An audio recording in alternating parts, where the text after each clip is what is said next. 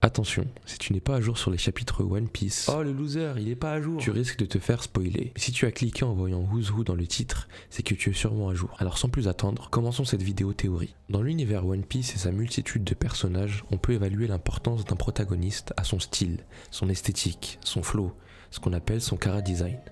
Enfin, pas tout le temps. Mais bon, une chose est sûre, dans cette guerre qui a lieu sur Onigashima, entre l'Alliance et l'équipage de Kaido, Oda a mis le paquet sur les designs des pirates aux 100 bêtes, et notamment les Tobiropo, équipe de 6 antagonistes récemment dévoilés.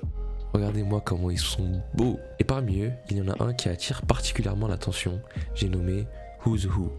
Clope au bec, costard, chemise ouverte et chaîne en or qui brille. Danse de Mia, pas de pacotille, chemise ouverte, chaîne en or qui brille.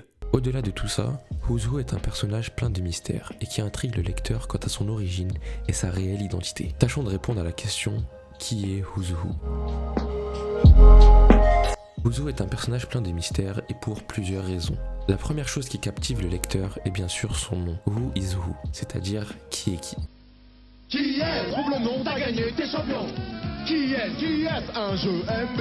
Comme chaque Tobiropo, à l'exception de Drake, son nom est tiré d'un jeu de cartes, comme Black Maria, Page One, Ulti, etc. Un jeu de cartes qui se joue à 3 et dont le but est de trouver l'intrus, de découvrir qui est réellement son partenaire. Tout cela mène à croire que son identité est bien différente de ce que l'on voit à premier abord. Aussi, vous l'aurez sûrement remarqué, il porte un masque sur la partie supérieure de son visage. Dis donc, tu viens bien soirée là? Bien qu'il ne soit pas le seul à porter un masque parmi ses camarades, il est bien le seul à le porter sur cette partie du visage, la partie pouvant potentiellement révéler son identité, comme l'a montré son dialogue avec Jinbei. Qu'est-ce qu'il cherche donc à cacher? À tout cela s'ajoute un tatouage mystérieux représentant un œil. Who's Who serait-il un Illuminati?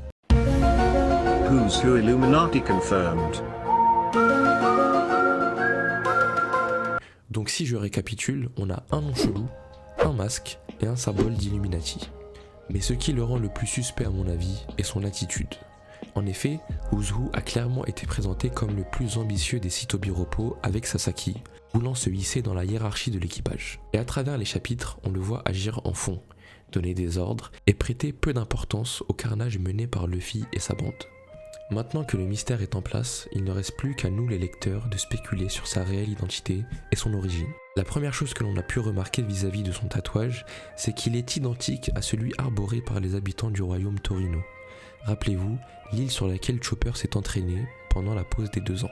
De plus, sa complexion et ses lèvres nous confirment pratiquement à 100% qu'il est originaire de là-bas. Mais ça ne nous renseigne pas plus sur ses intentions. Personnellement, je pense que c'est en réalité un agent du CP0. Rappelez-vous, pendant l'arc Water 7, aka le meilleur arc One Piece indétrôné à ce jour, lorsque l'agence secrète CP9 est introduite.